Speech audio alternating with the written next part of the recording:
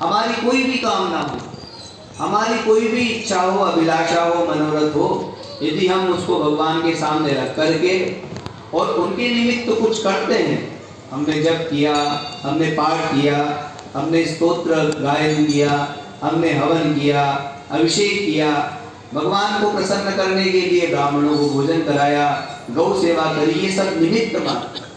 और ये कर्म करने से परमेश्वर को प्रसन्नता होती है, क्योंकि भगवान पुरुषार्थ को महत्व देते हैं। अगर कुछ करता हुआ दिखता तो उनको बहुत प्रसन्नता होती, उनको लगता है हाँ कुछ कर रहा है। होता है ना, आपके बच्चे बड़े हो गए और बस निकलने घर में बैठे हो तो आपको अच्छा थोड़ी लगेगा।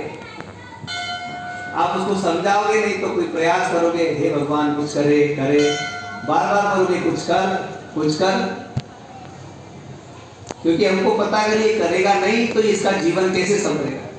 तो माता पिता सोचते मेरा शरीर छूटे उसके पहले ही अपने पैरों पे खड़ा हो जाए, कुछ करे तो सही।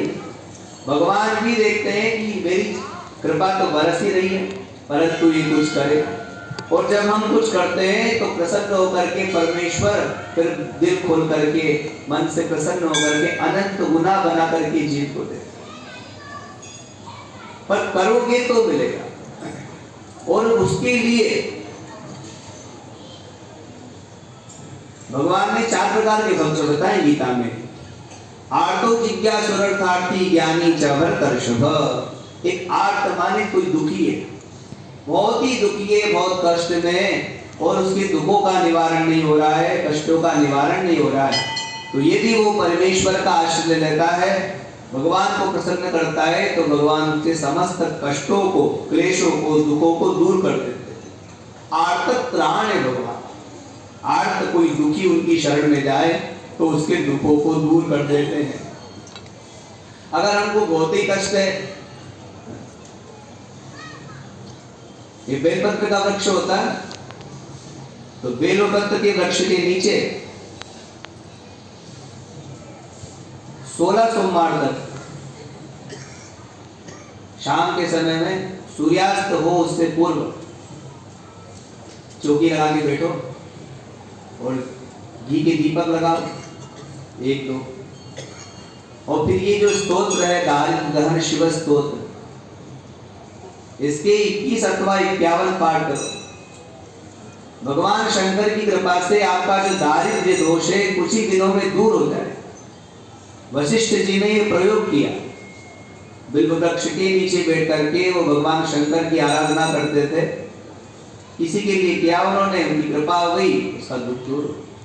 तो बिल्व वृक्ष के संध्या के समय बैठना और सूर्यास्त हो उससे पहले ही पाठ पूरा।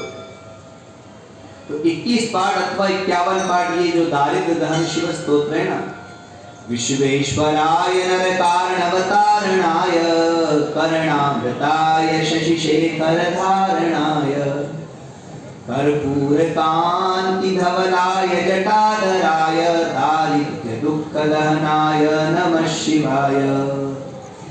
इस स्तोत्र का अगर आप 16 सोमवार तक पाठ करते हैं, प्रति सोमवार 21 पाठ या 51 पाठ आसन पे बैठ कर और लाल कपड़ा बिछा करके उसके ऊपर एक कलश रख करके फिर घी का दीपक जला कर, तो सूर्यास्त के समय यदि पाठ करोगे तो भगवान शंकर की कृपा से आपका ये जो दारिद्र्य दोष है दूर होता है। क्योंकि बिल्व वृक्ष के नीचे भगवान शंकर निवास करते और बिल्व वृक्ष के नीचे लक्ष्मी जी निवास करते, तो वहां पाठ करने से ये दारिद्र्य दोष दूर होता है। भादव के महीने में कदम्ब के वृक्ष के नीचे बैठ करके यदि इस स्तोत्र का पाठ करोगे 21-51, तो भी आपका दारिद्र्य दोष दूर हो जाएगा। क्योंकि भादव के महीने में भगवान शंकर की अर्चना जिन पुष्पों से, पत्तों से की जाती है, उसमें कदम्ब का विशेष वर्णन। कदम्ब के वृक्ष के नीचे भगवान शंकर की आराधना करने से साधक की जितनी भी अभिलाषाएं वो पूर्ण होती। तो अगर हमारे मन में कोई क्लेश हो रहा है, कष्ट हो रहा है, उसके निवारण के लिए यदि हम भगवान का आश्रय लेते हैं तो उनकी कृपा से हमारे दुख दूर हो जाते। और अगर हमारे मन में परमेश्वर को प्राप्त करने की अभिलाषा है, तब भी अगर हम उनका आश्रय लेते हैं, उनकी उपासना करते हैं, तो हमारे समस्त क्लेश रंजगम आदि का भगवान निवारण करके हमारे अंदर ज्ञानोदय करके अपनी प्राप्ति करवाए। और उनकी आराधना ब्रह्मादि देवताओं ने करी। एक बार असुरों का प्रभाव बढ़ गया। होता ही है समय समय पर, कभी आसुरिक संपदा बढ़ जाती है, कभी दैवी संपदा बढ़ जाती है। एक बार आसुरी संपदा बढ़ गई तो देवताओं के ऊपर भी उनका प्रभाव इतना पड़ा कि देवता निर्बल हो गए। सभी ने ब्रह्मा जी से प्रार्थना करी।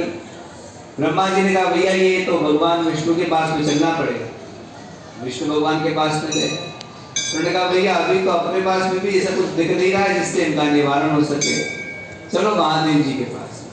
सब के सब भगवान शंकर के पास में जाने के लिए उद्यत हो गए। भगवान तो अंतर्हित थे, कैलाश में थे नहीं।